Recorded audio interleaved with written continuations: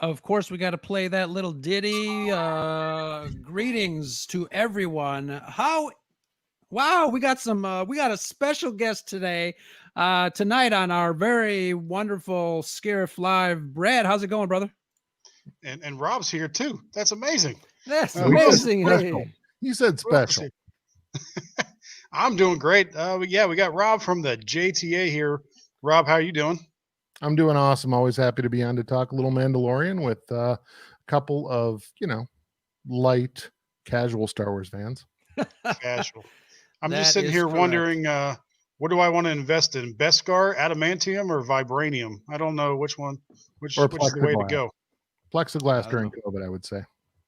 Yeah, plexiglass. Fair enough. There you go. There you go. God, Rob, I love your podcast. You talk about collecting and all that wonderful stuff. It's just great. Yeah. I appreciate that. I always get that question. Are you the Jedi Temple Archives that does all the collecting stuff? I'm like, no, but I know they're really popular. I was cracking up during ScarifCon 2020 over at the comic book store when that guy came up to you and said that, and I was like dying laughing. Hello, everybody in the chat. Mr. Rez, Backyard TARDIS, Dave, Amanda, thank you very much for joining us. YetiCast, you guys have got to check out YetiCast YouTube channel. A lot of fun stuff, a little snark, but some really great humor. So check it out. Good evening, everybody. So here we are in another edition, a live edition of Scarif Scuttlebutt Podcast. We're talking about Mandalorian. And Brad, I've had a couple of sips of my Blue Moon already, so I can't keep this chapter thing straight. So can you take over for me, brother? Absolutely. So we're talking about chapter 14, the tragedy. We knew it was going to be awesome from the get-go with the name tragedy. Like I said on Twitter, I saw the runtime a little over 30 minutes. I'm like, oh crap, here we go, an actual side quest. A down moment, a lull before the last couple episodes. And within 1 minute, maybe 30 seconds, I was completely proved wrong on that one. It was there was no fat on this one. This one was lean and exciting the entire time.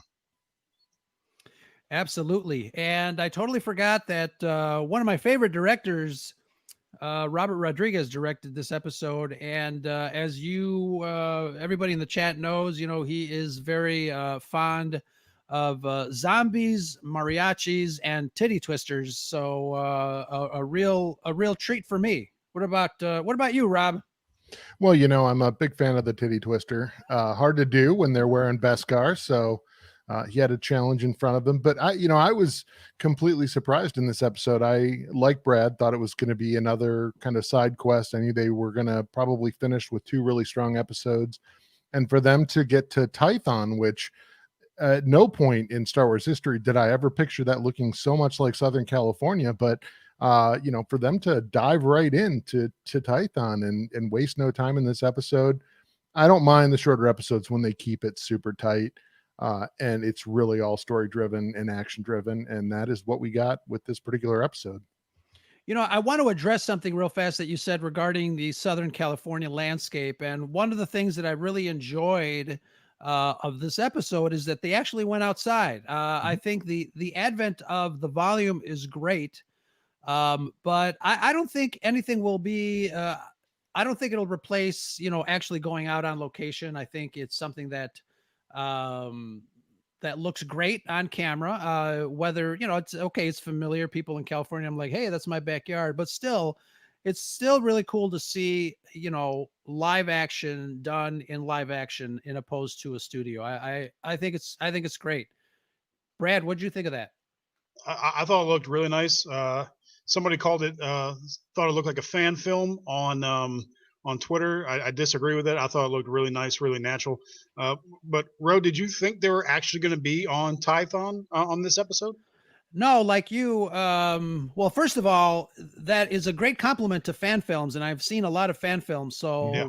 Kudos to that comment. But still, again, I thought like you. I looked at the running time, 33 minutes and such, and I thought it was going to be like maybe another side quest, something's going to happen.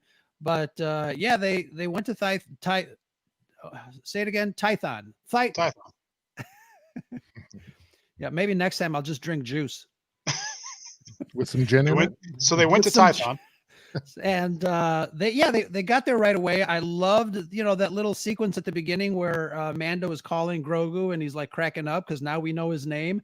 And I feel like he was the every fan. I think he was doing it just as if we were sitting next to Grogu, talking to him, doing the same thing. Hey Grogu, yeah, it's just hilarious. I thought it was great, but no, they went there. They continued that story right away, and I wanted to ask you guys before we start. The name of the title was The Tragedy. Um, what did you guys think that was referring to, Brad? A very small part thought it was somehow related to Din Djarin, but I was pretty sure, knowing that they had that tracking beacon on them, and how important, how much Moff Gideon wants the child. I was fairly certain it would be somehow, in some way, related to the child. And Rob, what do you think?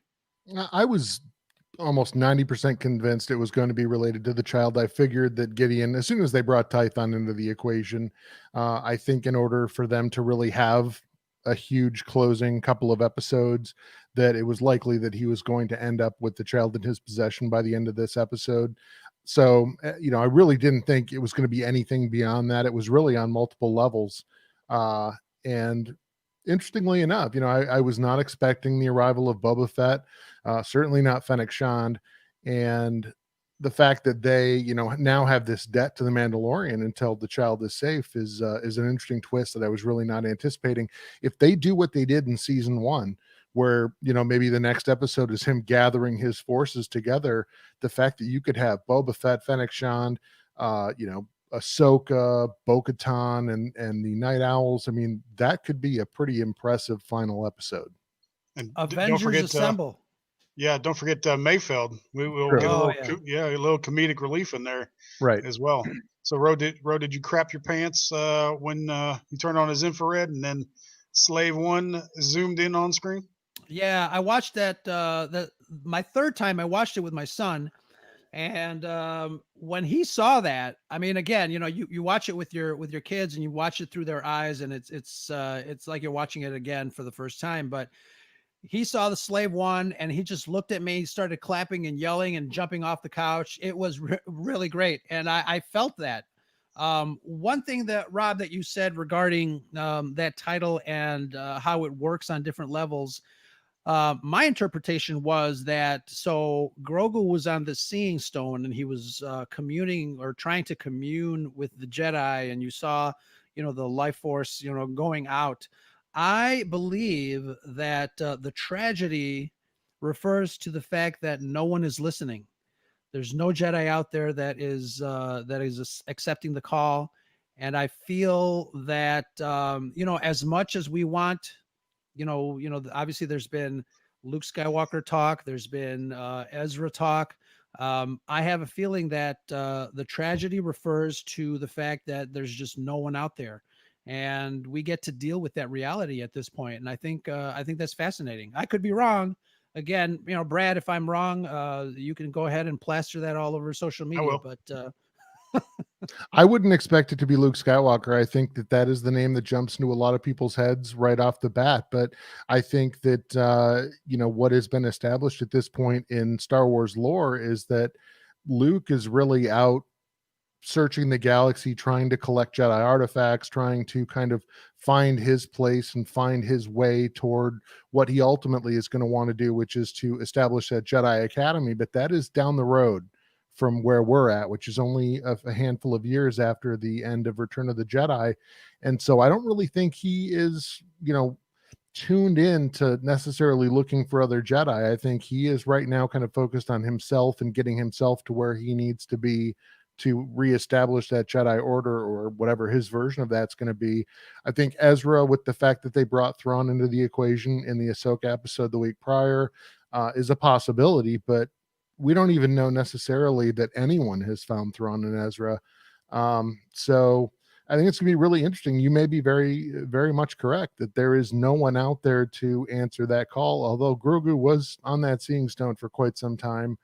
I'm still trying to figure out why Din tried to break that barrier 3 times. That seemed a little bit sadistic of him, or masochistic of him. But yeah, it was clearly not going to work for him. Yeah, I think you might be. He was on hold. Right. Yeah. I think you might be overthinking that one, Ro. I think it's plain and simple. I think it was.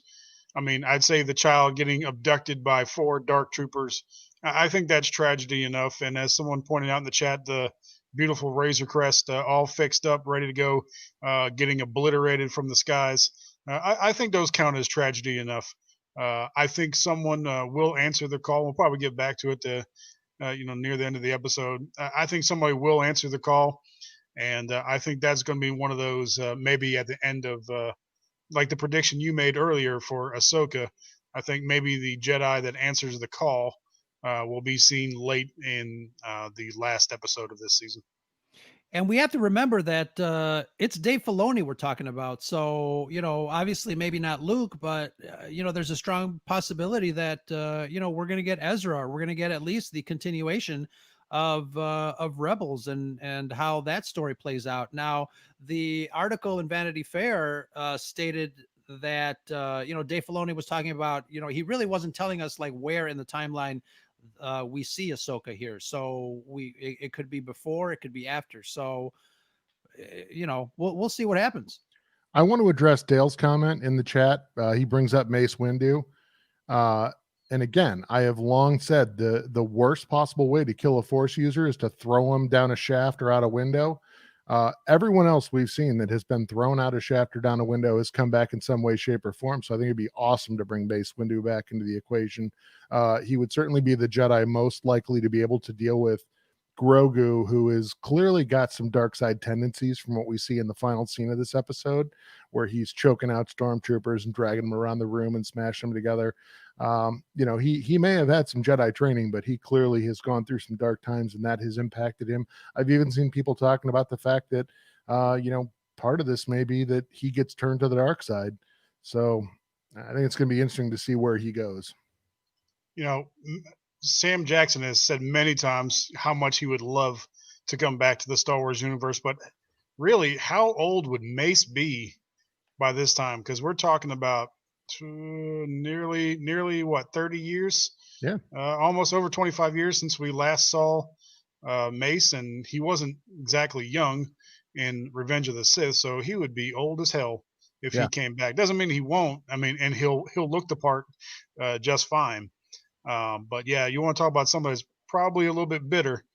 He's probably been killing stormtroopers for the last 25 years that have been after him after Order 66 and being pissed off from what happened in the Senate chambers.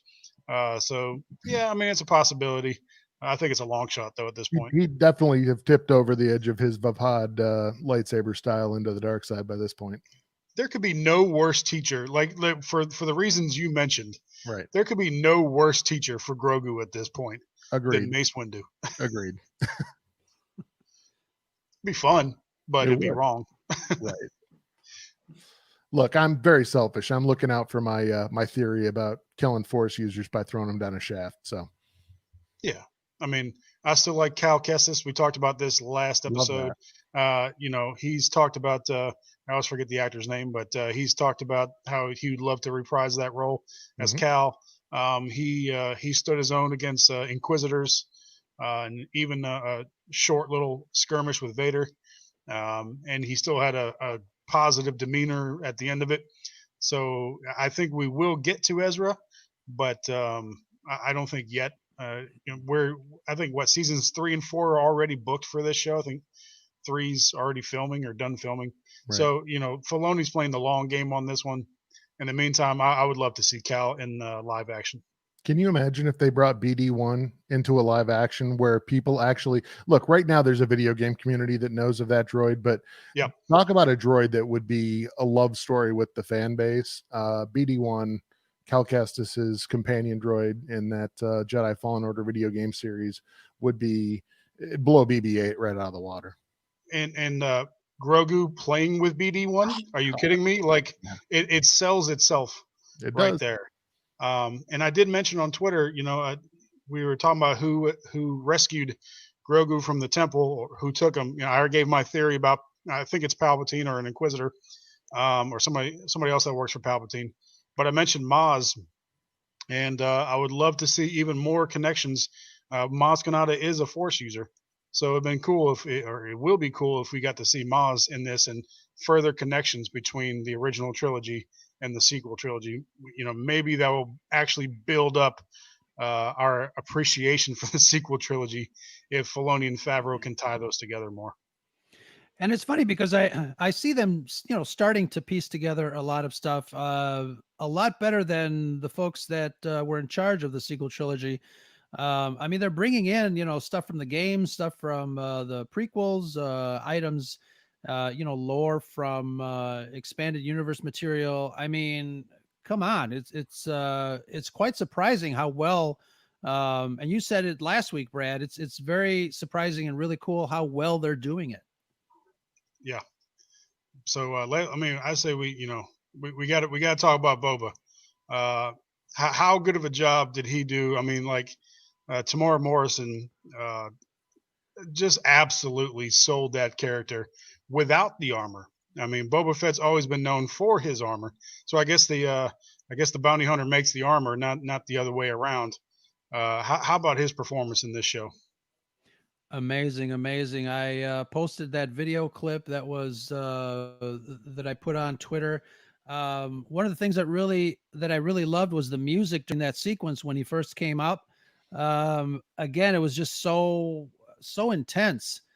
I mean, it definitely seemed. I don't know. I keep calling this music tribal. It's very organic, and I think it really fit in that fight sequence when we are, I guess, when we are reintroduced to this fan favorite, Boba Fett. And no better director from a hand-to-hand combat type of situation to direct this than Robert Rodriguez. What he did in his films was great. And I think he brought in a little innovation in some of these fights between Boba Fett and some of these stormtroopers, which I really, really enjoyed. I mean, punching a stormtrooper in the stomach and then blasting the said stormtrooper with a wrist rocket was pure genius. I mean, those scenes were brutal. I mean, he mangled the hell out of those stormtroopers. I mean, this dude is hardcore. I trolled some folks on social media saying that Boba Fett fans finally had a reason to like the character. Of course, I'm just trolling on that one. I mean, I've always loved him, even though he didn't get much screen time. But seeing him, and then when he did don the armor, and I like that he was, Boba Fett's never been dishonest. He's violent, he's relentless, but he's not dishonest. And he's always had integrity as well, as much as integrity as a bounty hunter can have, at least. He told Din Djarin he was just there for the armor, and so he got it. And then, it was on like Donkey Kong once he donned the armor. Well, and I think it's interesting too. There's always been the assumption that Boba Fett is just a badass. But this is the first chance we really get to see that in action, short of the Star Wars Holiday Special, obviously, but we'll get to that. We will. And to really see, like you said, I mean, just how visceral his fight was with the stormtroopers. And then we finally get to see the knee rockets used on his armor, which we'd never seen before, Absolutely. which was just incredible. Yeah. Again, I take never-ending issue with the fact that Din refuses to close a door or lock up his ship. Apparently everything on his ship is free game for everyone, so doors are always left open conveniently. I thought it was a little bit of a decision to help the story that Boba asked for Din to take off his jetpack, not disarm himself with regard to calling off Fennec Shand. And I almost think that Din should have known better about the fact that she probably wasn't going to be able to penetrate that force shield with her rifle anyway. But all that stuff aside, I mean, it's really nitpicky for this episode. I thought that the way that they presented Boba, Slave One, the whole package, if you weren't a Boba Fett fan before, and you walked away from this episode still feeling that way, you may want to get checked. And I think Star Wars fans just, Rowan, we've talked, we think too much. I mean, yeah, just let go and enjoy it. I mean, we thought the same thing. You know, if he couldn't physically get through that barrier, she hadn't seen that yet, but you know, with that literally a force field, her energy shot would have bounced right off that thing, no doubt. And as far as him leaving the door open to the Razor Crest, my 7-year-old son pointed out the same thing. That's why you always lock the doors. But you know, in their defense, they were on Tython, which, you know, as far as we know, is abandoned. Right. There's Sure. clearly nobody there, so why would he feel the need to shut the door in that case? And then, oh, sorry, go ahead, Brad. Finish. yeah, I was gonna say, you know, we might as well talk about the elephant in the room. Everybody wants to talk about this jetpack, and the fact that he didn't later call it. So, you know, I guess it's got remote control and can do those things. You know, what I posted in regard to that on Twitter, there's a thing called the fog of war. When you have a plan going into a conflict, but then when the crap hits the fan, a lot of times that plan goes right out the window. And let's face it, he's a bounty hunter. He's not a soldier. There is a distinct difference between a bounty hunter and a soldier. He's used to being on the offensive. He's used to being the predator, not the prey. And he could only think of one thing at that time, and that was the child. So yes, you needed him to not get the jetpack in order for the story to work, right? That's the real reason that it had to happen that way for the plot to turn out the way it did. But you know, if you put yourself into his shoes, that's very realistic that he just wanted to run like a bat out of hell's, you know, as fast as he could to Grogu and not even think about the jetpack. You know, I'm sure he kicked himself many times afterwards. Why didn't I get the jetpack? I could have made it. Not to mention, let's talk about these Dark Troopers, which were straight out of the EU. I mean, perfectly done. So even if he did get there with his jetpack, I don't think he's winning against these 4 Dark Troopers. So either way, I think the end result would have been the same. Now, Ro, I do have to ask you: is Cesar Rodriguez is he not one of the reporters you work with? Yes, he is. Right. He's my. I just had to do a validity check on that. But and actually, he was in the first ever and hopefully not last ever Spanish Scarif Scuttlebutt podcast back a couple of months ago. So yes, sir. Along with Mr. Raul Mares of the Mares Report. And Yes. if you guys don't know who Raul Mares, check him out. His Twitter handle, his account is really cool. He offers tons of wonderful tidbits about everything Star Wars, and we learn a lot from him. But you know, I think it's funny because I've seen a lot of people be surprised at the knee rockets. You guys were talking about the knee rockets, and I think was it I think it was just a couple of days ago. Ladies over at Force of Light Entertainment, you guys were talking about the knee rockets, but it's funny how I guess new fans or fans maybe that don't really know a hell of a lot of Boba Fett through the original trilogy, and I'm not saying Forces of Light doesn't, but it's just kind of funny that we finally get to see how those knee rockets are used, and we give each other a high five. But a lot of fans, I guess a lot of the younger fans, and obviously you guys can tell our age here, but it's really cool to start to see, and not only new fans of Boba Fett, but folks are obviously asking about Ahsoka, about Bo-Katan, and it's really cool to see these, and I'd probably say that the 11% of Star Wars fans that are watching The Mandalorian that don't know the history of these characters kind of go back and re-explore why these characters are so important. And I think that's great. It's I've said it before, it's The Mandalorian is like the Star Wars gateway drug. Is that an actual statistic, Ro?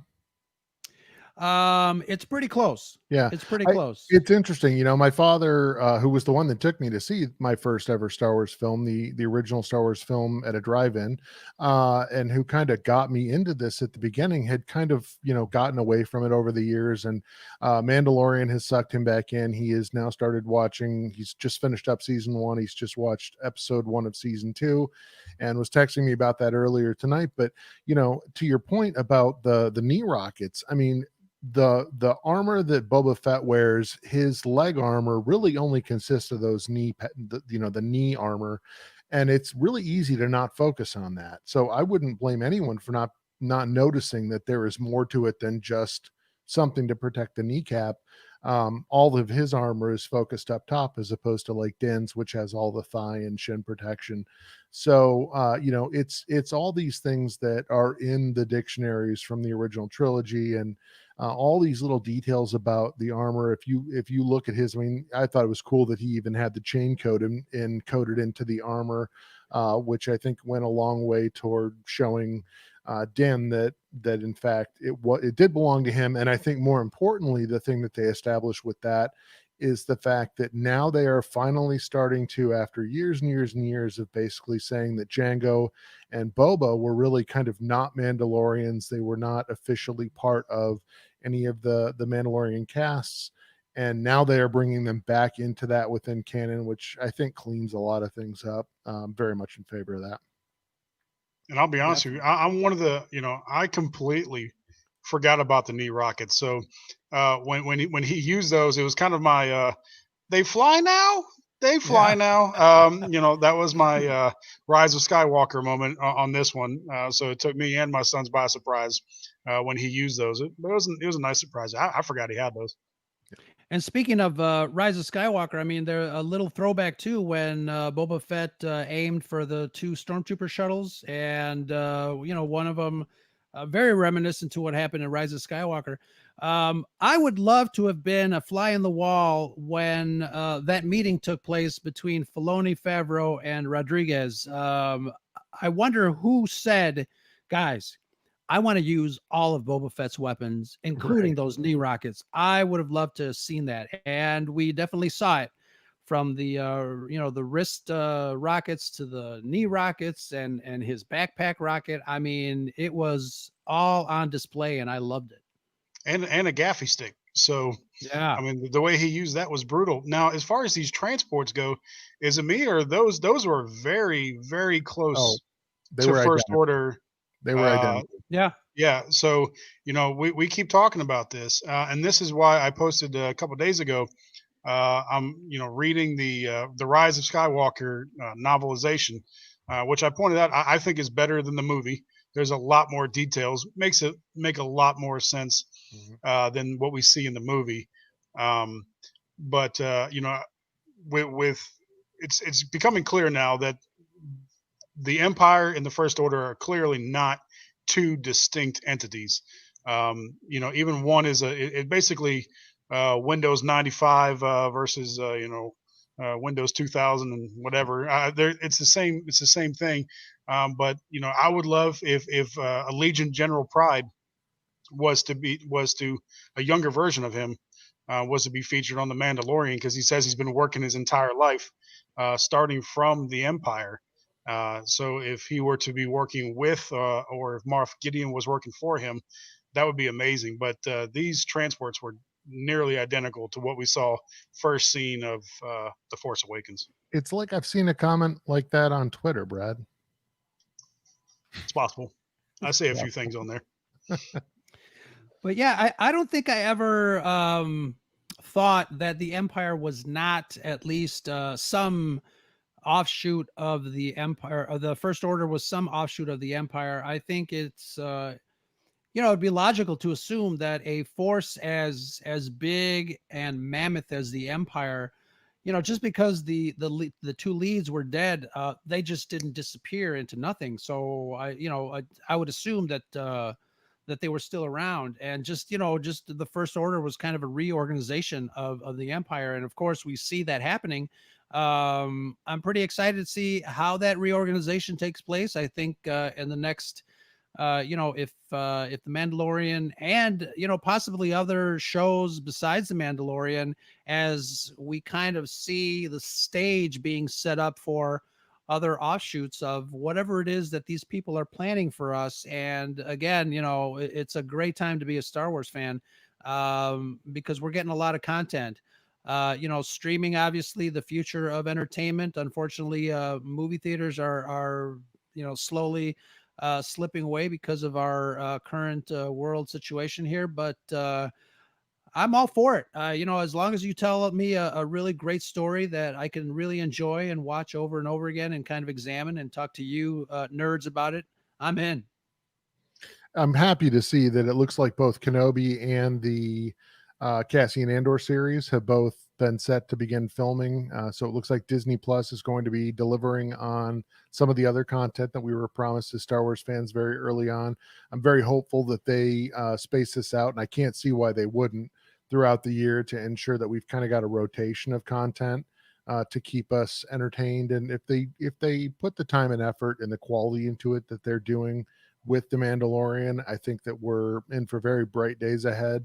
They're going to be able to scatter some movies in, but I think most people who are familiar with just how much Star Wars Rebels and Star Wars The Clone Wars enhanced what was there for the prequel films, and granted there were other issues with the prequel films, but to be able to kind of fill in some of those gaps and really flesh out the story and make you understand more of the motivations of those characters, I think those types of shows are going to go a long way toward increasing people's appreciation of the characters that we see in Rogue One.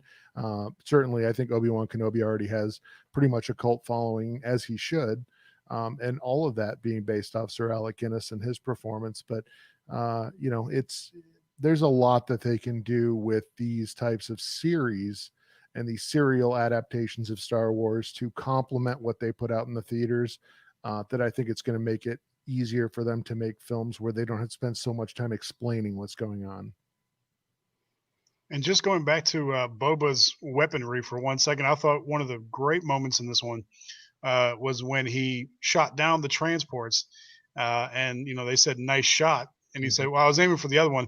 But if you actually watch when he locks in, he literally locked on to the other one. So that was great attention to detail that he was going for the left one and hit the right one. So I think that jetpack still needs some repairs to it. Cobb Vanth seemed to have no problem nailing that speeder that was ripping away from him in episode 1. So and to the point of Boba Fett, I do have to say this. I have seen people talking about the fact that Tamura Morrison looked like he was wedged into that Boba Fett armor. And look, the dude is 60 years old or close to, rocking certainly a dad bod that most people would be happy to have at that point.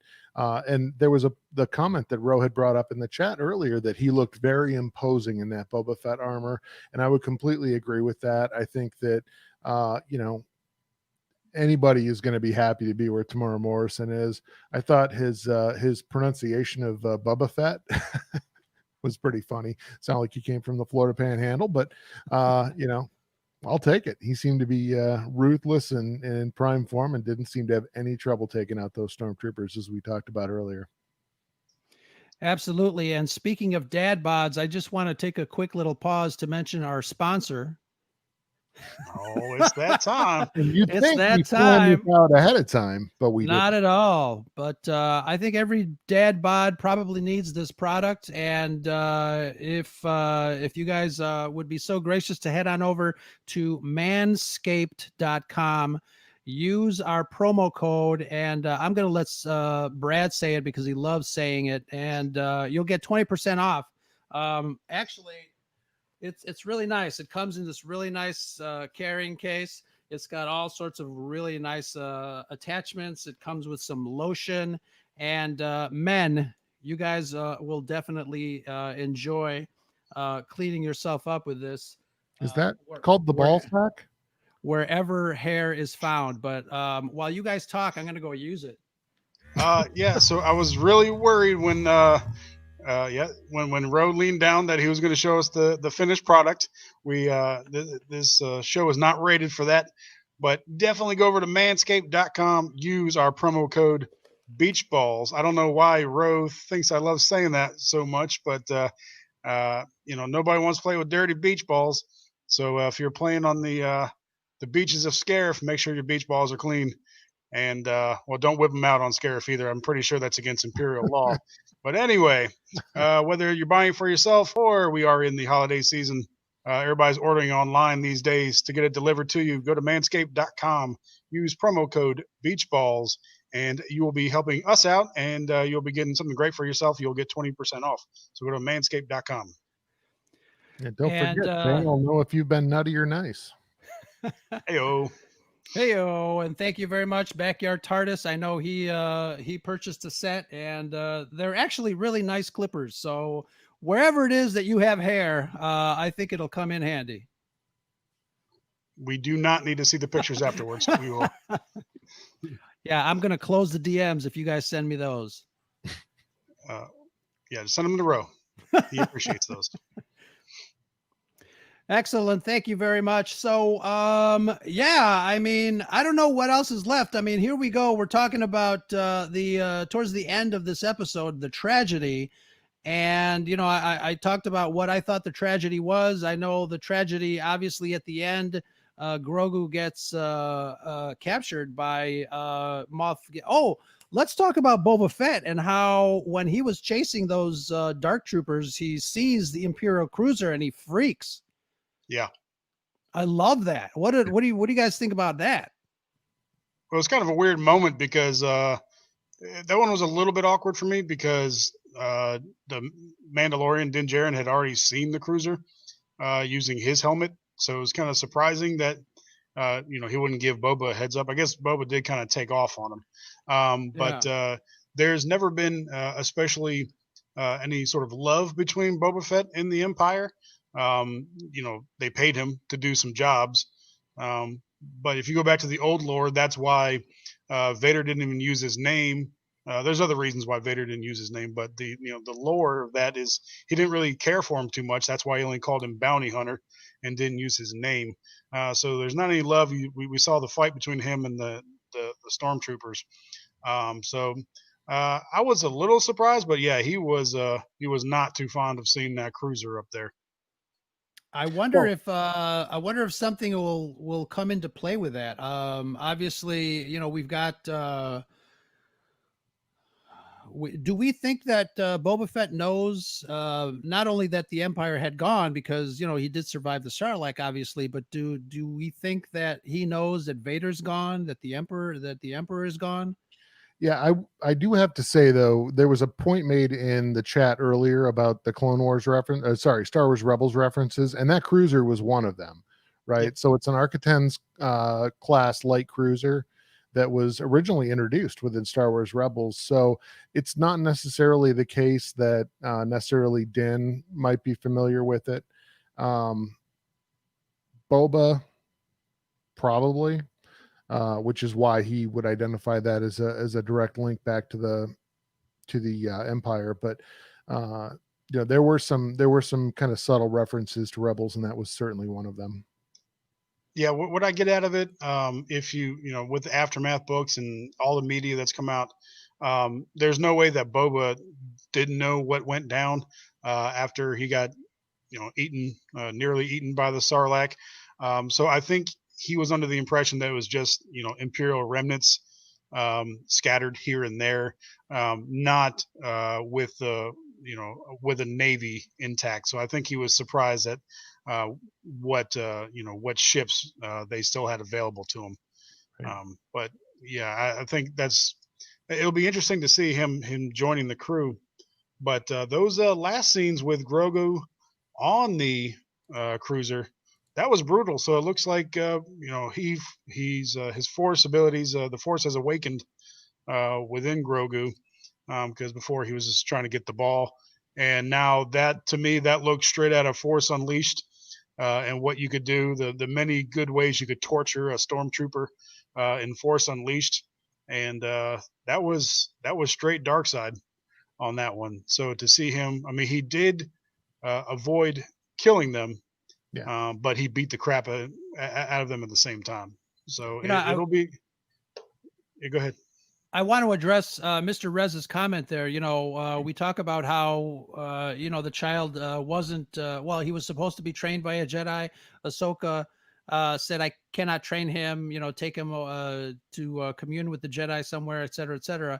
Grogu gets captured, and we do notice that Gideon is kind of a little too happy that that Grogu is torturing these stormtroopers. He even stopped another stormtrooper from stopping that action. So I don't think Mr. Rez is off on this. I think Gideon is making him at least, trying to see where his his loyalties lay, but just kind of trying to egg him on to the dark side. And I think that is going to be very interesting to kind of explore.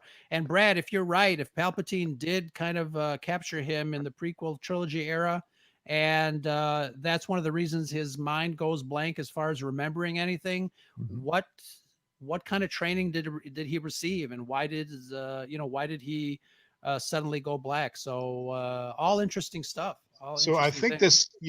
I think this might, and I was just kind of thinking about it while you were talking.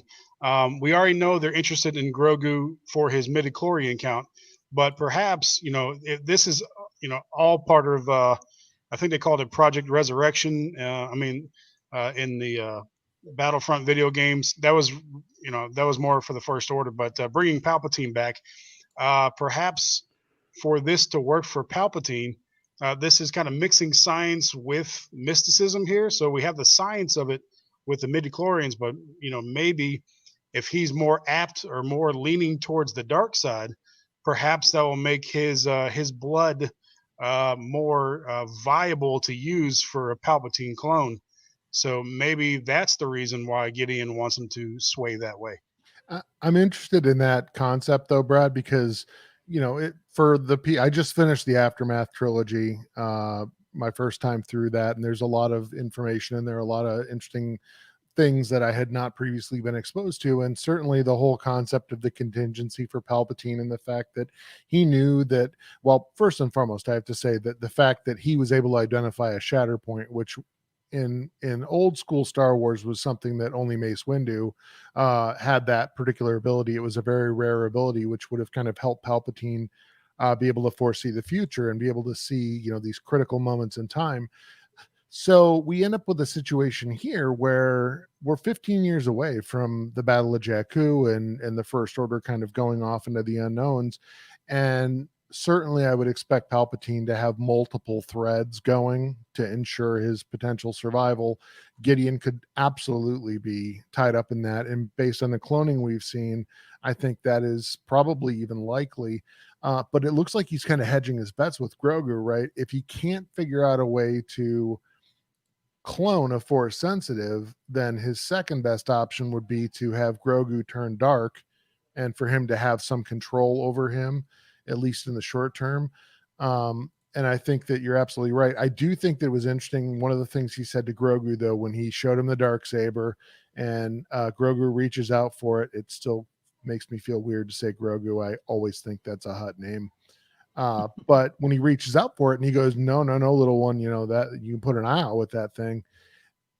Given Giancarlo Esposito and his character and his history of morbid and exciting deaths, I guess, I'm thinking Breaking Bad specifically, I could see that kind of being foreshadowing of how he goes out potentially at the end of season 2. And I wonder if that Beskar spear that Mando has, my assumption was always going to be that he was going to be the one that fights Gideon.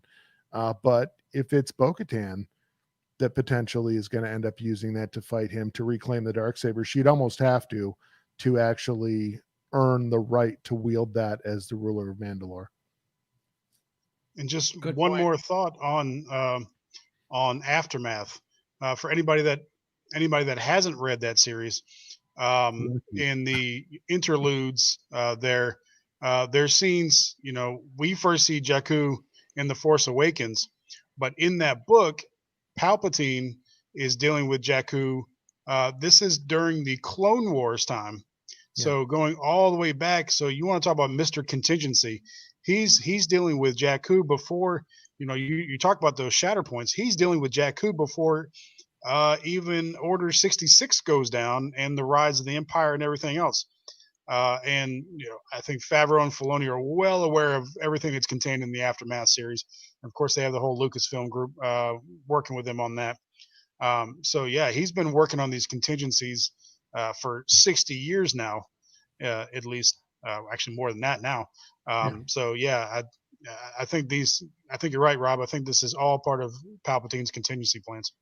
Master of the long game for sure. Yep. Absolutely. Very exciting stuff, man. So we are 2 episodes away from the season finale. It's going to be a hell of a ride. We know, I guess, a little bit that they're about to break out Bill Burr's character to help them on this mission to go and save the little one. And how about that Empire having these small handcuffs for small beings? I thought that was tragic in itself. They clearly knew who they were going after. And I said that, the Empire is obviously known for subjugating species of all sizes, so it would make sense that they have baby handcuffs. Again, I can't even say it with a straight face. It's so tragic. Yeah, well, they've had the child before, so I Right. think they just got him back out of the closet again to throw him on him. So, ready to give us some scuttle cheeks? That's right. We even last week, Brad, you and I, we were talking about how each episode gets better and better. We're gonna have to borrow some scuttle cheeks from our scuttle buddies. Brought a couple more. Yeah, we definitely brought a couple more scuttle cheeks that I think will cover us this time around. So thank you, Rob. Mm-hmm. So Rob, what is your rating? 0 to 4 scuttle cheeks. How many are you giving Chapter 14, The Tragedy? I would have to give it a 3.5 scuttle cheeks. I'd keep it a little short of a 4. I wish it was a little bit longer and that they had taken a little bit more time to develop it. It happened really quick. And I really wish that the writing around the stone was decipherable. I know that we've been able to decipher the chain code of Boba Fett. I'm always a fan of deciphering anything Aurebesh, so there wasn't enough Aurebesh in this episode for my liking. Was it Aurebesh on the stone? No, it's more of an ancient Sith rune that they've used in previous episodes. So no, it's not Aurebesh. It's not something I can read, but so that in itself is interesting, isn't it? Yeah. Well, it's supposed to be ancient. So, Tython is one of those things, one of those planets that has a lot of backstory within Star Wars Legends, especially certainly within some of the older video games, potentially a site of the first Jedi Temple. And they kind of gloss over that a little bit within the Mandalorian. They don't really go into it. So to me, that's almost a little bit of a pity, but I understand why they have to do that. Honestly, I've got to say, I thought with season 2, I know that season 1, I'm going to go on a little kind of side diatribe here, but I know in season 1, they spent a lot of their budget developing the technology for the volume. And I absolutely think that's brilliant. Certainly Star Wars historically has had their share of issues with filming and getting the proper conditions. Original trilogy is full of stories. Be it, dust storms in the Tunisian desert or the issues that they had up in Norway when they were trying to film Empire Strikes Back. But they have always dealt with issues on filming locations, and this gives them the ability to avoid a lot of those issues. I thought that season 2, with that technology in place, we might get longer episodes, but I also understand that they're spending a lot of their budget on some of the special effects. Dark Troopers, absolutely. As well as a lot of the even when Grogu was sitting on the Seeing Stone, the special effects that go into creating a scene like that and having it stand up for that long a period of time, it's significant. So I totally understand that. But there are a couple of things I would like to see them clean up. I would like to be a little bit more realistic in terms of Din buttoning up his ship once in a while. I don't think we ever see the Falcon left wide open like that. But that's nitpicking. it's still incredibly entertaining. I love what they're doing with season 2. I cannot wait to see how they're going to wrap up the season. I think we know these last 2 episodes are going to take it to 11, and I'm looking forward to seeing what they do with it. Nice. So I'm probably gonna echo your rating there, Rob. We had the Empire, we had Boba, we had the Force being used in a way that we haven't really seen on screen, reaching out to the universe, and we had stormtroopers using mortars. I think for the first time, I don't recall ever seeing a stormtrooper using a mortar. That And I think actually threw me out of the episode a little bit because it was really too it was too real world. I to didn't. us, Yeah, but I but thought it was I cool. think yeah, I think that was erased by, and I think we haven't mentioned it, the Indiana Jones reference There you go. with the use of the boulder going down the hill and taking out those stormtroopers. I like that he tried to mow it down with the E-web, but not too successfully. But I think their only fault here on this one is not giving us more of that, no matter how fanboy that sounds. So, if 10 more minutes, I would have taken. So I'm going to echo Rob's vote and give it 3.5 scuttle cheeks. Ro? Yeah, this episode was great. It had a lot of tidbits of information, a lot to absorb, and like you said earlier in the episode, there was not a lot of fat on this bone here. 33 minutes of solid storytelling. For all the reasons that you guys said, the Empire, Stormtroopers, Boba Fett, Force use, they got back to the story right away. And again, I don't like to use the word filler because each story really has some sort of contribution to the overall here. But I might have to just go with 3.5 scuttle cheeks as well. I did kind of agree a little bit regarding the fan film concept. Not that it was bad, but I can really tell the difference when it comes to budgetary constraints. It seems like they, it seemed a little. I'm going to say this, it's low key, but it's not really low key. But it just, there was something about it that was a little on the less than blockbuster budget, look. But I understand why. I understand, it's a TV show and they've got timing issues. You got the Gene guy from the last few episodes ago. There's another item that they're going to have to erase. If you guys pay attention to social media, people are, playing this episode frame by frame. There is a helicopter or an airplane in the background in the sky of one of the shots of Boba Fett as he comes walking towards the camera. Well, stop doing that. Stop playing it frame by frame. Just enjoy the damn show. I still haven't seen this dude's arm.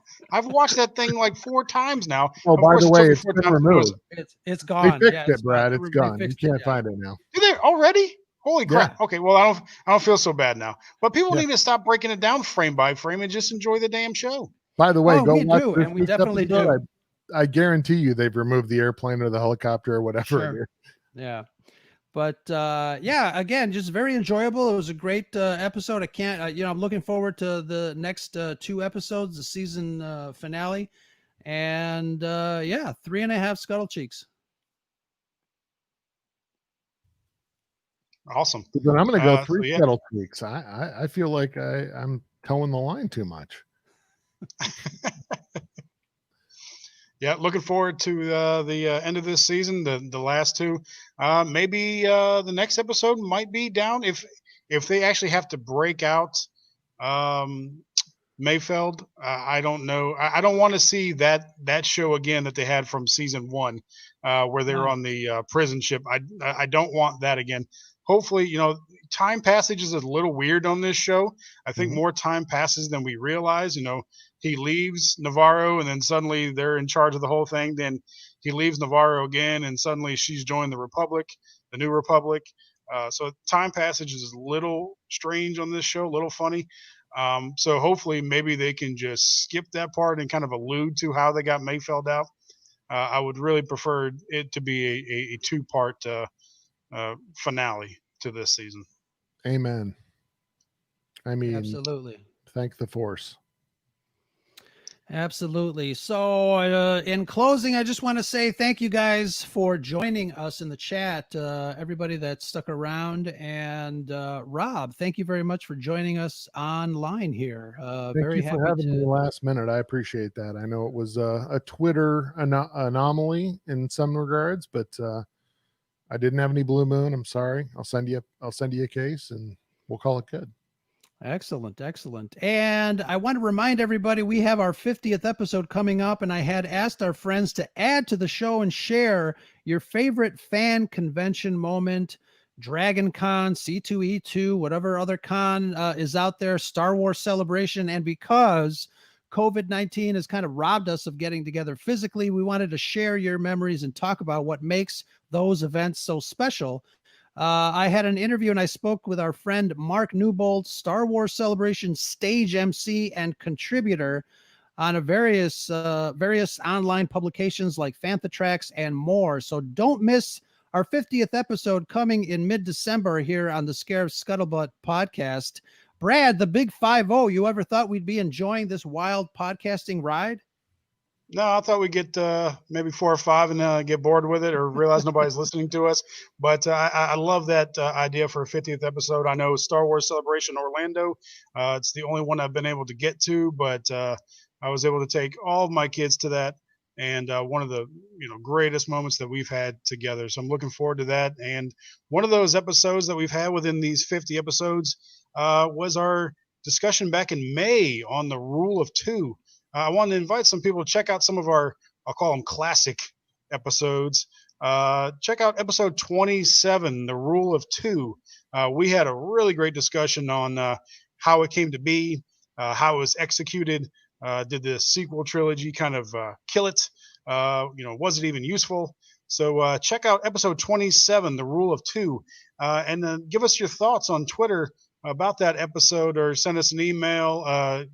Rose got the phone number if you want to leave us a voicemail.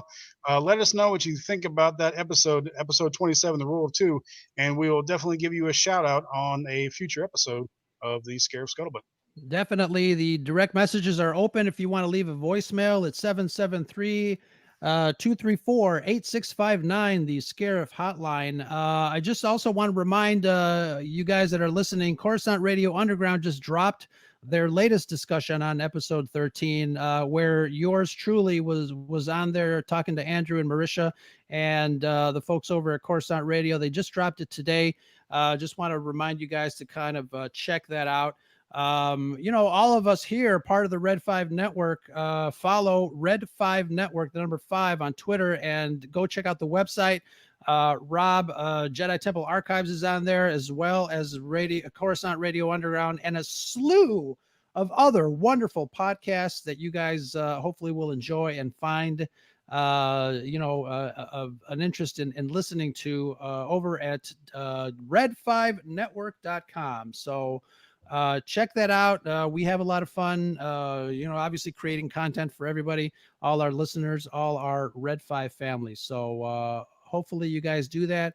May the Force be with you. And Brad, before you wrap it, I do have to point out that Red 5 Network is very inclusive as well. So we have the representation of both the Empire, the Rebellion, and the Bounty Hunters through Rose Mando hat. So that's very indicative of what Red 5 is all about. I do have to congratulate you guys on 50 episodes of Scarif Podcast. Definitely a huge boon to the Star Wars community out there. The fact that you guys always take interesting takes on topics that are out there that maybe other podcasts have not even explored. So always enjoyable to listen to you guys do your shows. Very thankful the fact that we have all connected. And certainly, as you pointed out, the Red 5 Network is a great group of podcasts. So really looking forward to seeing what 2021 holds for everybody. Hopefully we get back to a little bit more normalcy. And if nothing else, if you are gonna throw your name out there and win one of these whatever promotions that you guys do, the episode 27, the rule of two. If you guys make your name known there, Ro will manscape your name into some area of his body. So There I'm you sure go. that will be notable for all. Excellent. Just make sure your name is not more than 2 letters wrong, because I already have Row on one of them, and Oh, there's not no. enough room. Yeah, there you go. Oh no.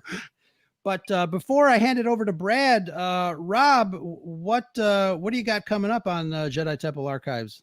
And where can you be found? Yeah, you can find us over on jta.com and any podcatcher that you may happen to use. You can reach out to us via email at jtapodcast@gmail.com. We have a phone number that is linked to my Twitter handle, so you can go find that there. And our final episode of 2020, we are going to revisit the Star Wars Holiday Special. Tom and I had done a show last year and had gotten a response from a gentleman named Gordon Smolder, who is the creator of a YouTube channel, and I believe they're on Amazon Prime as well, known as Transylvania Television. He is a big fan of the Star Wars Holiday Special. He does this kind of twisted adult version of the Muppets, which is incredibly entertaining. I will throw a link to that out on our Twitter feed.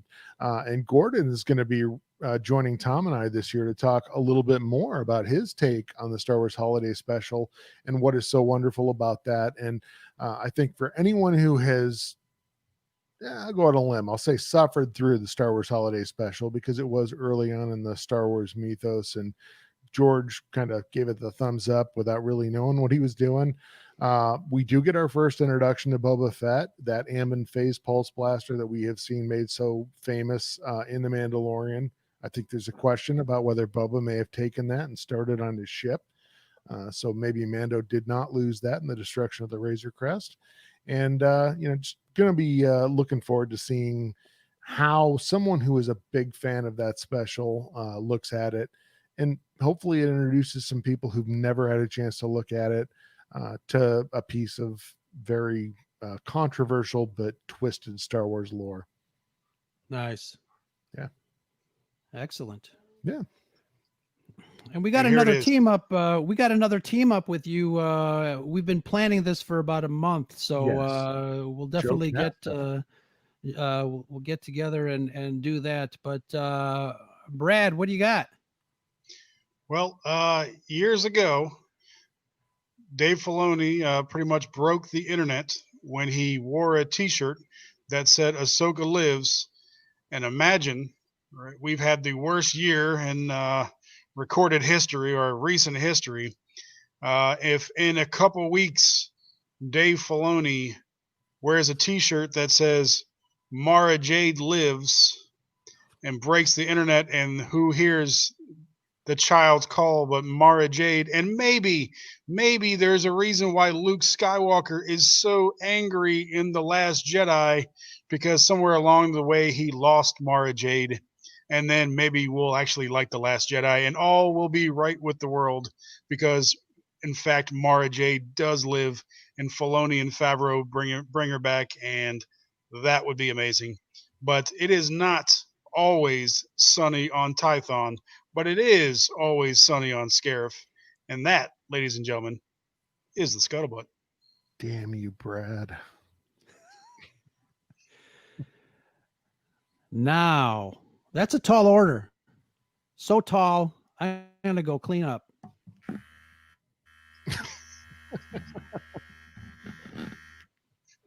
That's not the cleanup that we're talking about here. That's a different kind of cleanup. What am I going to clean up? Thank you guys in the chat. Look for this episode in podcast form on Tuesday sometime, either in the late afternoon or the evening. Depends on when I catch my beauty sleep, but who sleeps anymore? Talk to everybody later. Thank you guys.